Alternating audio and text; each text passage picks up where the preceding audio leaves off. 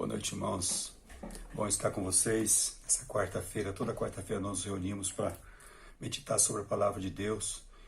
E eu queria compartilhar com vocês esse texto de Isaías, capítulo 6, versículo de 1 a 8, que diz assim, que no ano da morte do rei Uzias, eu vi o Senhor assentado sobre um alto e sublime trono, e as abas das suas vestes enchiam o templo.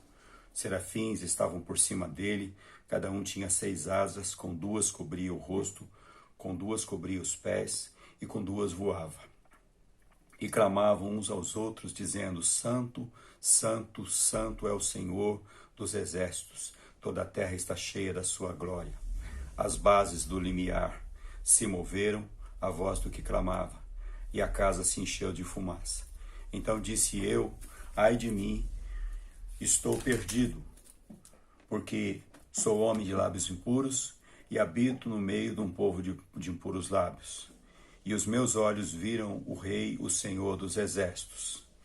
Então um dos serafins voou para mim, trazendo na mão uma brasa viva que tirara do altar com uma tenaz. E com a brasa tocou a minha boca e disse, eis que ela tocou os teus lábios, a tua iniquidade foi perdoada e o teu pecado foi perdoado. Depois disto, ouvi a voz do Senhor que dizia, a quem enviarei e quem há de ir por nós? Disse eu, eis-me aqui, envia-me a mim. Até aí. Vamos orar. Senhor Deus e Pai, nós te agradecemos pela bênção de estar, ó Deus, nesse momento voltado aqui para a Tua Palavra. Ó Deus, nos abençoa, fala ao nosso coração. Ó Deus, nos direciona, nos ensina, nos dá princípios e fundamentos, ó Deus, para que a gente viva, ó Deus, conforme a Tua vontade e não conforme as coisas que estão acontecendo à nossa volta e nem mesmo até com as coisas que nós sentimos. Ó Deus, então nos abençoe e nos ajude, cada pessoa que está participando, ó Deus, dessa reunião, fala ao nosso coração, em nome de Jesus. Amém. Graças a Deus. Eu queria, queridos, falar com você sobre o tema para onde devemos olhar quando acontecem momentos de crise na nossa vida, né? Para onde devemos olhar nos momentos de crise. E isso é muito importante. Esse tema, na verdade, é uma pergunta, né? E é muito importante nós respondermos essa pergunta. Por quê? Porque crise faz parte da nossa vida, né? Nós temos isso aí, faz parte, isso aí vem no pacote. Desde que nós nascemos, né? Você vê a criancinha lá, pequenininha, ela já nasce, ela está chorando, ela está numa crise ali, porque ela foi tirada de um ambiente maravilhoso que ela estava lá no útero da mãe e agora ela está num ambiente que tem barulho, que tem luz, que tem uma série de coisas. E as crises elas são diversas e nós, por exemplo, estamos passando por uma crise agora, né, de saúde que já também se desdobra em outras crises de financeira e que com certeza vai também trazer desconforto em outras áreas da nossa vida, né? Mas o importante é nós entendermos algumas coisas em relação à questão da crise. Porque as crises, e você pode até tirar a experiência por você mesmo, quando elas passam, nós estamos melhores ou piores. Então depende de como nós encaramos a crise. E a maneira correta de nós encararmos a crise é nós considerarmos aí, né, as ações e as reações de Deus. É nós encararmos essa crise na ótica do Senhor. Uma coisa interessante em relação às crises, quando nós olhamos para a palavra de Deus, é que Deus sempre deu oportunidade para as pessoas antes das crises. Quando você olha lá, Deus lá naquele tempo da crise do dilúvio, né, dos juízos de Deus, porque assim, irmãos, as crises elas provocam um juízo de Deus também, né? No tempo do dilúvio, Deus avisou. No tempo lá de Sodoma e Gomorra, Deus avisou, né? E como são os avisos de Deus? São os juízos, né, de Deus. E é interessante nós olharmos agora no momento que nós estamos vivendo. Eu estava lendo, eu estava ouvindo um vídeo de um pastor, de um jovem pastor, me foge agora o nome, mas até passei esse vídeo para várias pessoas aí, e ele falava a respeito da crise e a respeito de momentos aí recentes que aconteceram aí no carnaval, onde houve muito escarnecimento. A gente não ouve muito isso, eu não vi isso, mas eu ouvi, né, pessoas dizerem a respeito de como os temas dos sambas enredo provocavam escarnecimento aí, e a falta de respeito para com o Senhor, né? Um exemplo aí é da escola de samba Gaviões da Fiel, onde o enredo deles, ele trazia assim Jesus Cristo lutando contra o diabo e o diabo vencendo, né? A escola de Mangueira também trazendo, sabe, escarnecendo a respeito da pessoa de Jesus. Depois, se você ouvir o vídeo, você vai entender bem isso, né? E o nosso texto aqui, querido, é marcado por uma crise também do profeta aqui. O profeta está iniciando o seu ministério, o seu chamado aqui, né? E é interessante que ele também aqui está numa crise provocada pela morte do rei, o rei Uzias. Era um rei provedor, era um rei famoso, um rei importante na história da nação de Israel. Se você quiser conhecer mais sobre essa história, você vai lá em 2 Crônicas, no capítulo 26, você vai entender. Um rei com muito sucesso na área militar, financeira, né, política. Mas esse crescimento do rei Uzias, ele provoca uma decadência na vida espiritual. E sempre foi assim na história, sempre é assim na história, querido. Deus olha para a terra, há uma decadência moral, uma decadência espiritual, e o Senhor então provoca uma crise. O Senhor provoca ali o Senhor permite ali uma crise. O Senhor como que manda os juízos, que é a conta a ser paga pela falta de temor do homem, pela falta de amor das pessoas, pela falta, sabe, de compromisso com Deus, pela dureza de coração do homem, né? E esse texto aqui é interessante porque Isaías, ele nos ajuda, irmãos, a responder essa pergunta, que é o tema que eu queria compartilhar com você, né? Para onde devemos olhar nos momentos de crise? E o texto aqui mostra que Isaías, perdão, estou trocando aqui os santos aqui, mas Isaías, ele olha para cima, né? A Bíblia diz aqui que o texto começa dizendo que desse ano dessa crise provocada pela morte desse rei, ele olha, ele vê o Senhor. E por que ele vê o Senhor? Ele vê o Senhor porque ele estava olhando para cima, né? Nós vemos ao Senhor quando nós buscamos ao Senhor, quando nós entendemos a necessidade de nós tirarmos nossos olhos, muitas vezes, do caos em que nós estamos vivendo, da letargia que nós estamos vivendo, né? Da vida espiritual desregrada que nós estamos vivendo, e nós olhamos para o Senhor. E Deus, ele permite os apertos, ele permite as crises, as lutas, as dificuldades, como nós estamos vendo agora, irmãos, para nós despertarmos para isso, né? Para nós despertarmos para isso. E para nós nos tornarmos sensíveis, né? Sensíveis a Deus, né? Eu não tenho dúvida nenhuma, querido, que essa crise que está acontecendo aqui, provocada pelo coronavírus, né, que é o que mais se fala hoje, ela tem esse desdobramento, ela tem essa vontade de Deus, de que as pessoas despertem, né, de que as pessoas despertem para a realidade. Quando eu vejo um pastor como aquele falando a respeito daquele escarnecimento da pessoa de Deus, e ele falou uma coisa interessante, ele falou assim, olha, e a conta vem, né? A conta vem, e a conta está vindo, né? Porque lá em Gálatas capítulo 6, versículo 7, diz assim, que de Deus não se zomba, Deus não se deixa escarnecer. Aquilo que o homem semear, ele vai colher, né? Mas Deus era tão misericordioso, irmãos, porque eu creio assim, essa crise que está acontecendo agora está dando oportunidade para muita gente escarnecedor do Senhor rever de repente a sua situação.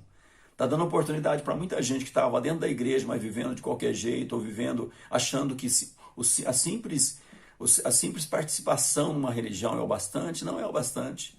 Nós precisamos realmente olhar para o Senhor, nós precisamos ter um relacionamento com Deus. Tá mostrando assim, tá levando muita gente que não estava lendo a palavra de Deus, que não estava buscando a esse Deus. Isso aí tudo está embutido, para mim está embutido, irmãos, em esse olhar para cima, em esse olhar para Deus, né? Então, Isaías ele tem essa primeira reação, né? Ele nos ensina que nós devemos olhar para cima. Mas é interessante que o texto também nos ensina que Isaías também tem um olhar ao redor dele. Porque ali ele vê um povo de lábios impuros, né? Ele vê um povo de lábios impuros. E eu fico imaginando, irmãos, que essa expressão que Isaías traz aqui é de que aquelas pessoas, elas viviam uma vida fora da vontade de Deus né, e ao mesmo tempo elas falavam e elas se diziam tementes a Deus, né? E havia uma realidade aí muito difícil também. Ali havia uma realidade de uma decadência total ali da sociedade. Se você quiser ver isso aí, é só você olhar no capítulo anterior, no capítulo 5, que você vai ver ali os 6 ais, a partir do versículo 8 do capítulo 5 de Isaías, você vai ver os ais contra os perversos, né? Então, nesse tempo de crise, assim, Deus se revela ali a um homem chamado Isaías. Isaías passa a ser o profeta, né? Ali, naquele tempo, é o chamado de Isaías ali. Então, esse olhar ao nosso redor, esse olhar para ver o que está acontecendo, ele deve trazer para a gente essa advertência, né? Então, quando a gente olha para o nosso mundo hoje, quando nós vemos tanta coisa errada, quando nós vemos o homem extrapolando, né? Extrapolando na sua maldade, na sua falta de temor a Deus, na sua falta de compromisso com Deus, quando nós vemos, às vezes, no próprio meio religioso, né? Em muitas igrejas hoje, irmãos, que não se fala sobre a cruz de Cristo. Ela fala sobre a prosperidade. Tem muitas igrejas hoje que estão dando muito mais curso sobre coach, sabe? Você ser bem-sucedido na sua vida lá, financeira, nos seus projetos, do que falar sobre o amor de Deus, sobre o temor a Deus, sobre viver uma vida na presença de Deus, nos valores do reino de Deus, né? Então, esse olhar ao redor deve ser também o nosso olhar. E não somente um olhar assim, descompromissado, mas um olhar que à medida que nós tivermos oportunidade, nós também falarmos, olha, Deus não se agrada disso. E nós falarmos da palavra do Senhor, né? Um outro olhar de Isaías aqui é olhar para dentro. Isso é muito importante. E talvez esse com certeza deve anteceder a esse olhar ao redor, né? Porque olhar para dentro é quando ele diz assim, ai de mim, que sou homem de lábios impuros, né? Uma coisa interessante que a gente percebe na palavra de Deus, as experiências dos grandes homens de Deus, é que quando eles voltam para Deus, né, eles têm essa percepção, a percepção não só da santidade e do poder e da majestade de Deus, mas também a percepção da sua maldade, das coisas que estão erradas na sua vida, né? Então, quanto mais perto de Deus nós chegamos, irmãos, mais percepção nós temos da majestade, da soberania de Deus e, ao mesmo tempo, também da nossa incapacidade, né? Por isso que a gente vê grandes homens de Deus, assim, simples, né? Simples, vivendo numa simplicidade, uma simplicidade que agrada ao Senhor. Por quê? Porque é como João Batista, né? A simplicidade de João Batista. Não convém que ele cresça e que eu diminua, né? Eu não sou digno de desatar as sandálias dos pés dele. Então é muito, muito importante, querido, essa questão de você olhar para dentro. Como é que está a tua vida quando você olha para si mesmo?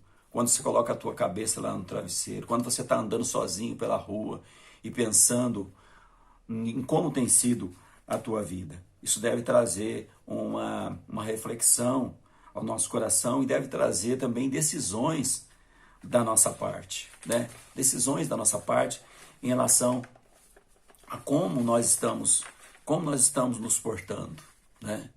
Eu gosto de uma oração do salmista no Salmo 139, quando ele fala assim: sonda-me, ó Deus, se não me engano é versículo 10, sonda-me, ó Deus, e vê o meu coração, prova-me e conhece meus pensamentos, vê se há em mim algum caminho mau e dirige-me para o caminho eterno. Sabe? Nossa oração deve ser de manhã levantar e dizer: Senhor, eu quero viver de modo digno do Senhor. Trata com todas as coisas, ó Deus, que me afastam do Senhor. Trata comigo nessa questão para que eu possa estar apto, para que eu possa estar digno, ó Deus, de carregar o nome do Senhor, o nome de cristão, o nome do Senhor, como cristão. E o último olhar aqui, irmãos, que nós aprendemos com essa experiência de Isaías, com essa crise de Isaías, é que nós devemos olhar para frente. Porque é interessante que quando ele olha para o céu, né, ele vê a santidade de Deus e ao mesmo tempo vê a sua pecaminosidade, ele vê a pecaminosidade tal das pessoas que estão à volta dele, e ele então clama a Deus, né? É interessante que o profeta falava dos ais dos perversos no capítulo 5, né? Mas agora ele fala do ai dele, né? Dele mesmo, sabe? Ai de mim, né? E ele então depois disso tudo, depois dele clamar, o Senhor então trata com ele, o Senhor o restaura, e agora o Senhor o chama. E sempre vai ser assim, irmãos, nesse relacionamento de Deus com o homem. Deus vai tratar com o homem. Deus, se o homem permitir, Deus vai corrigir, Deus vai restaurar, e depois Deus vai chamar para a obra. E é o que acontece aqui com Isaías. É o que acontece, é a tua experiência, né? Porque você pode dizer assim: chamou o profeta, o grande Isaías, o grande profeta messiânico, o homem que mais profetizou sobre a vinda de Jesus. Sabe, irmão, mas Deus nos chama. Deus nos chama, independente da grandiosidade da obra, independente da importância, da visualidade da obra, da visibilidade da obra, né? Então ele nos chama, ele nos chama. E um erro muito grande nosso, às vezes nós achamos que as tarefas que Deus nos deu são tarefas pequenas. Não, Deus nos chama e Deus quer que nós façamos parte da obra do Senhor, do estabelecimento do reino do Senhor aqui na terra. Então, ele chama aqui Isaías, né? Quando Isaías se dispõe: eis-me aqui, envia-me a mim, né? Ele chama e ele capacita, né? Esse é o caminho natural, irmãos. Quando estamos perdidos, Deus nos chama, Deus nos restaura e Deus nos comissiona, né? E foi assim. É interessante, você olha para a vida de Pedro, por exemplo, você vê uma semelhança. Pedro havia negado o Senhor, né? Mas Jesus depois vem, Jesus trata com ele, trata com a vida emocional dele ali, espiritual dele ali, e depois Jesus o comissiona. Então eu creio, irmãos, que nesses dias de crise, Deus também tem nos conduzido a esta mesma maneira, a esses mesmos focos aí, né? Esses mesmos focos. Deus espera que olhemos para Ele. Deus espera que olhemos à nossa volta. Deus espera que olhemos para nós mesmos.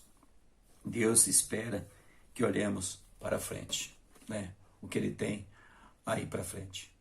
Deus abençoe sua vida. Queria orar por você agora, pedindo que Deus venha te dar também essa capacidade. Eu não sei como é que você está enfrentando essas dificuldades todas aí que estão acontecendo agora e que, na verdade, estão nos sendo impostas, né? Nós estamos sem como reagir muitas coisas aí, mas eu não sei como é que você está, mas eu sei que Deus, Ele pode fazer algo maravilhoso. Eu gosto sempre de dizer, sempre falo ali, E sempre falo para os irmãos, Deus faz das nossas adversidades oportunidades. Talvez Deus está te dando uma oportunidade grande agora, né, de bênção sobre a sua vida em todos os sentidos. Então eu queria que você fechasse os teus olhos, que você orasse comigo agora. Eu quero orar por você, orar com você, em nome de Jesus. Obrigado, Senhor, pela oportunidade de lermos a Tua Palavra. Ó Deus, por nos despertar, ó Deus, para a realidade do Senhor. Não somente, Deus, olharmos para aquilo que está nos sendo dito, por aquilo que está sendo debatido, pelas soluções que estão sendo propostas, mas principalmente olharmos para o Senhor, ó Pai. E conseguimos tirar de tudo isso, ó Deus, lições preciosas para a nossa vida. Eu creio, Deus, que esta palavra, ó Deus, traz lição para a nossa vida, ó Deus, para o nosso viver diário. Que nós devemos olhar para o Senhor, que nós devemos olhar para o alto, que nós devemos olhar para nós mesmos, para dentro de nós mesmos, nos analisarmos, nos julgarmos a nós mesmos. Ó Deus, que nós precisamos olhar ao nosso redor, ver o que está acontecendo e saber que nós fazemos parte de tudo isso. Ó Deus, e pedimos a misericórdia do Senhor e olhar para frente, para aquilo que o Senhor tem para nós. Ó Deus, está sendo projetado aí que daqui pouco, não muito tempo, ó Deus, isso tudo vai passar, mas vai ficar assim um rastro assim de muita destruição no que diz respeito aos projetos, aos planos. Ó Deus, então, isso traz para a gente que nós vamos ter que enfrentar outras crises aí para frente. Mas se nós estivermos com o Senhor, se nós estivermos na presença do Senhor, certamente o Senhor vai nos abençoar e o Senhor vai reverter isso aí, ó Deus, de uma adversidade, ó Deus, de uma luta, de uma dificuldade, ó Pai, numa vitória, numa bênção grande sobre as nossas vidas, sobre as nossas famílias, e saímos melhores do que nós entramos, ó Deus. Estarmos melhores, que nós possamos depois dizer assim, olha, estava tudo certo lá atrás, aparentemente, mas na verdade, como Jó disse, eu te conhecia de ouvir falar, mas hoje os meus olhos te veem, que nós possamos passar também por essa experiência, de ver sublimada, ó Deus, a bênção do Senhor, o relacionamento com o Senhor, ó Deus, a revelação do Senhor, ó Deus, a nossa vida, a vida nossa com o Senhor. Em nome de Jesus, Deus abençoa o teu povo, Pai. Abençoa a minha vida, abençoa as nossas vidas. Em nome de Jesus, nós oramos assim, ó Deus, nós te agradecemos. Amém.